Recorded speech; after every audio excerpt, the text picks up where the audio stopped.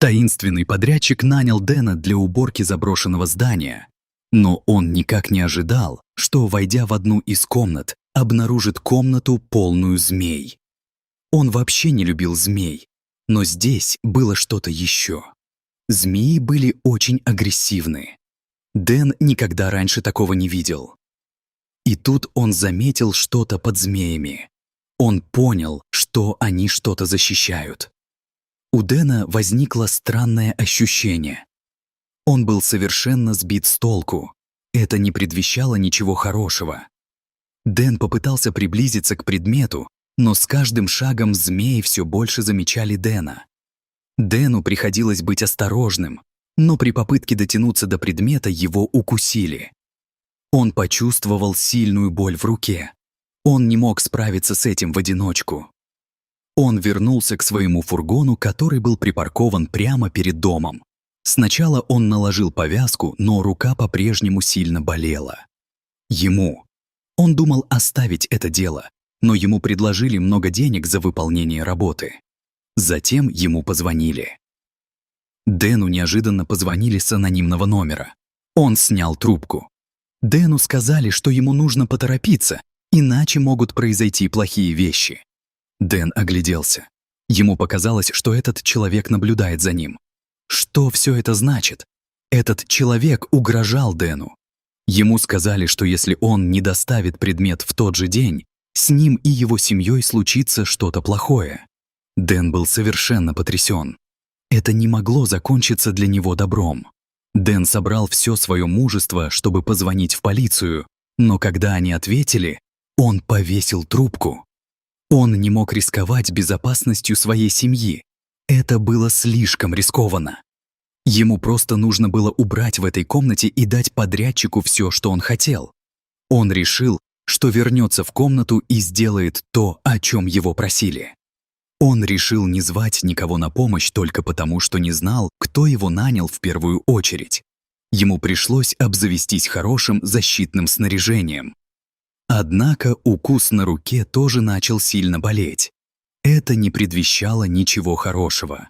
Дэн быстро собрал свои вещи и поехал обратно домой. Все это время у него было ощущение, что за ним наблюдают, но он никого не видел. В глубине души Дэн понимал, что нуждается в медицинской помощи, но решил сначала вынести предмет из комнаты. Дэн неохотно вернулся в дом. Он поднялся по массивной лестнице. Он уже слышал шипение змей. Странным было то, что за пределами комнаты змей не было. Все они были внутри комнаты. Когда он снова вошел в комнату, у него отвисла челюсть. Он вошел и ахнул. Казалось, что теперь в комнате стало еще больше змей.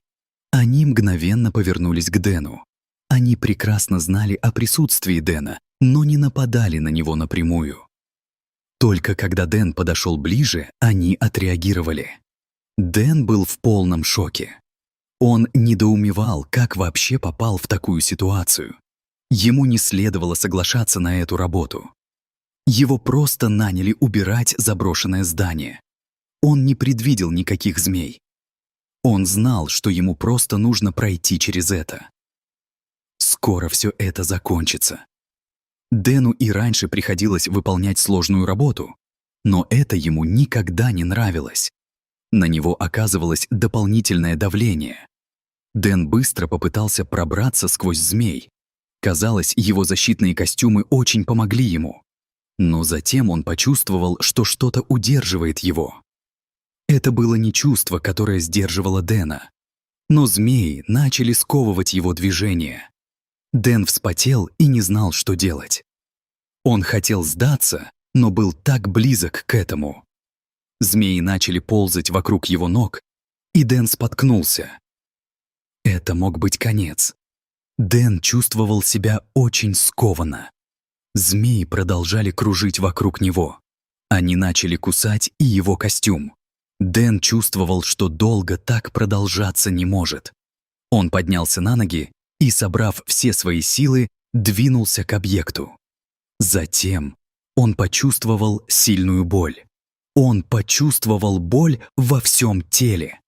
Змеям удалось проникнуть сквозь костюм на его правой ноге. Он попытался сбросить их, но одной из них удалось его укусить.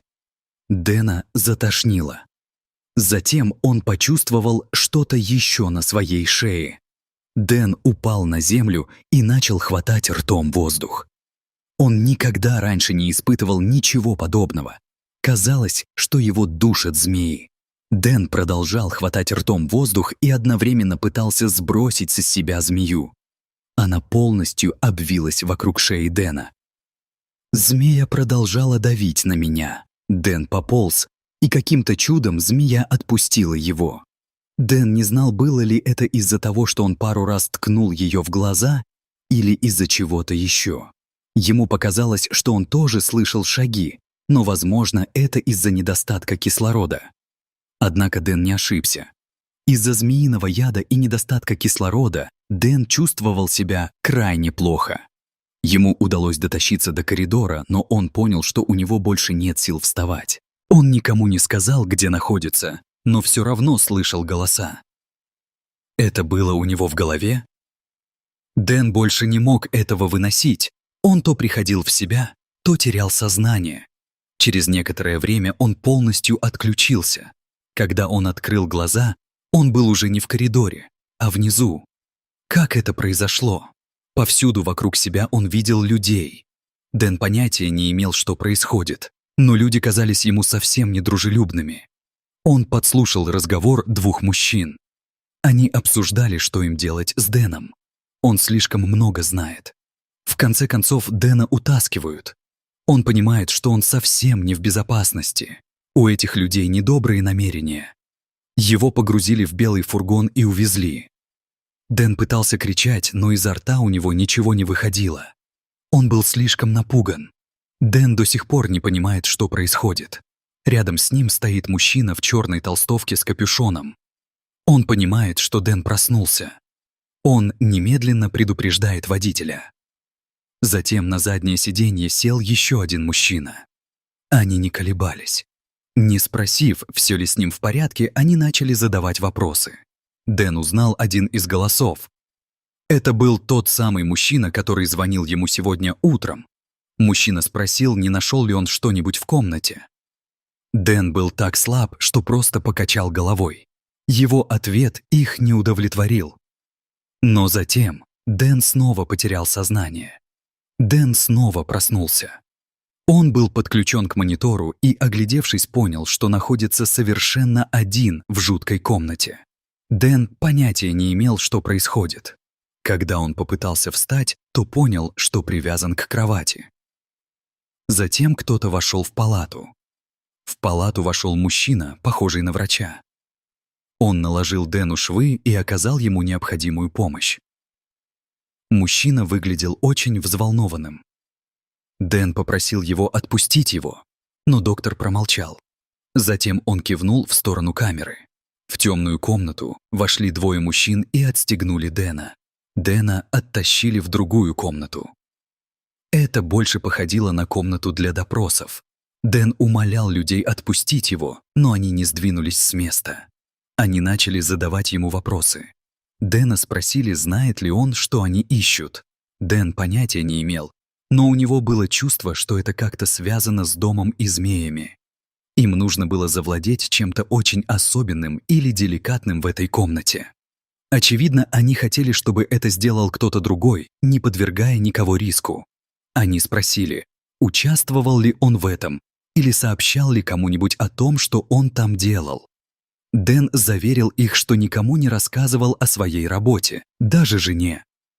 Он был напуган. Мужчина начал верить ему, но тут они услышали громкий хлопок. Дэн в крайнем замешательстве. Мужчина встал и быстро убежал. Дэн не знал, что делать, и остался сидеть. Он услышал крики и выстрелы. Это не предвещало ничего хорошего. Затем он увидел, как что-то катится по комнате, и его ослепило. Дэн слышал крики вокруг себя, когда лежал на полу. Он закрыл уши, потому что некоторые звуки действительно доносились до него. Кто-то схватил Дэна и велел ему не высовываться. А затем Дэн понял, что происходит. В здание ворвалась группа спецназа. Они подоспели как раз вовремя, чтобы вызволить Дэна из этой странной ситуации. У Дэна было столько вопросов в голове.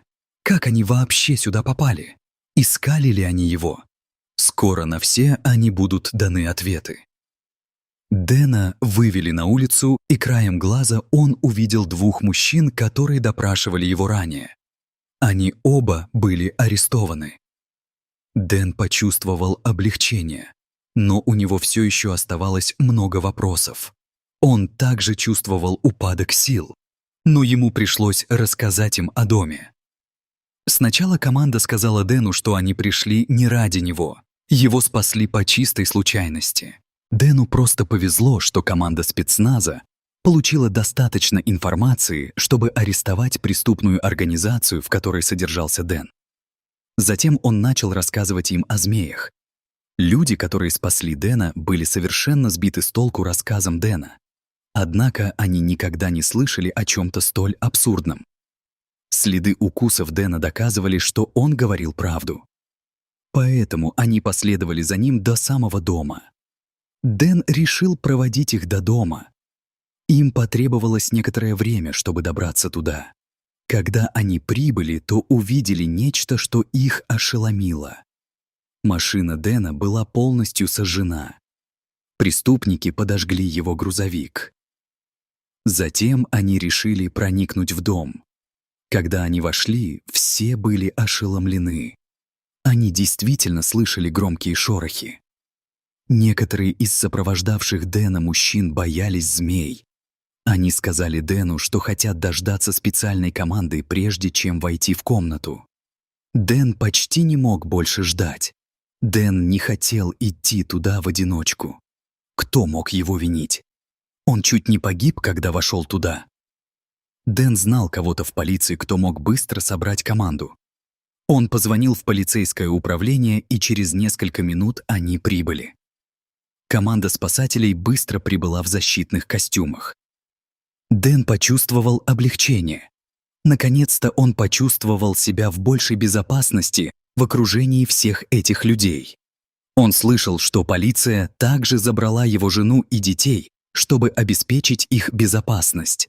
Почти все преступники были пойманы, но было бы слишком рискованно предполагать, что они не станут мстить. Дэн дает им некоторые инструкции о том, где находится комната. Дэн также является экспертом, поэтому они внимательно слушают его. Команда чрезвычайно заинтересована в том, чтобы эта тайна была раскрыта. Наконец-то настало время. Полиция выезжает на место, пока весь район оцеплен. Они следят за тем, чтобы никто не смог проникнуть в помещение. Затем команда выходит на поле, и Дэн может следить за всем происходящим по радио. Ему разрешили послушать разговор с капитаном. Он слышит, что команда постепенно избавляется от змей. Кажется, все идет лучше, чем у Дэна. Однако они попросили еще нескольких человек на подмогу, и те немедленно прибыли. Змеи были очень агрессивны. Они не хотели отпускать объект. Затем Дэн услышал много шума, несколько криков и громкое змеиное шипение. Похоже, что у команды гораздо больше проблем, чем они предполагали. Они предложили просто сжечь все здание дотла.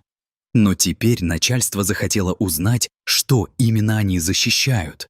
Прибывают дополнительные силы полиции, национальной безопасности и некоторые правительственные учреждения.